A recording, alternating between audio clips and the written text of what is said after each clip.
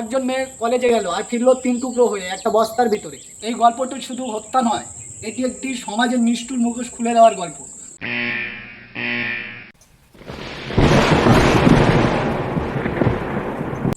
শেষবারের মতো বলেছিল আমি ফিরবো, কিন্তু সে আর ফেরেনি।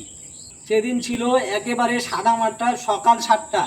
কলেজের এক মেয়ে নাম সায়নী দে হাওড়া বালিডুবুরি থেকে বেরিয়ে পড়েছিল কলেজের উদ্দেশ্যে।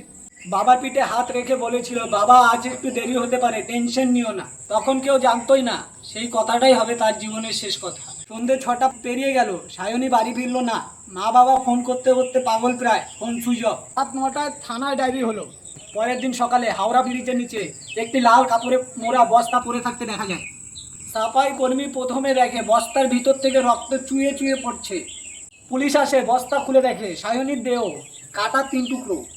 মাথা আলাদা, শরীর আলাদা, 2 পা আলাদা, মুখ চেপে ধরেছিল, যেন কেউ চিৎকার থামাতে চেয়েছিল।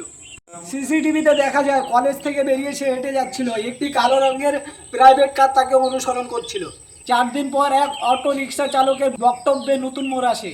ম্যাডাম, ওই মেয়েটাকে আমি নিয়ে যাচ্ছিলাম, কিন্তু 2 মিনিট পরে 2টো ছেলে ওকে জোর করে গাড়িতে তোলে। তদন্তের চমক উঠে আসে। 7 দিন পর পুলিশ এক আইটি কর্মীকে গ্রেপ্তার করলো, নাম সুশোভন ঘোষ, বয়স 32। সে এবং তার বন্ধু দুজনে মিলে সেদিন কলেজের বাইরে থেকে তাকে অপহরণ করে। মোট মোটিভ ছিল রিভেঞ্জ।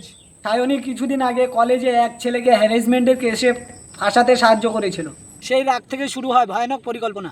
সুশোভনের ফোন থেকে পাওয়া যায় সায়নীর ভিডিও। সে কাঁদছে, চিৎকার করছে, ছেড়ে দাও। কিন্তু ততক্ষণে তাদের চোখের ভুরুতে কোনো মায়া নেই। আজও সায়নীর ঘরে তার ফ্রেম করা ছবি। মা এখনো বলে, সে বলেছিল ফিরবে, তাই আমি জানলা খুলে রেখে দিই।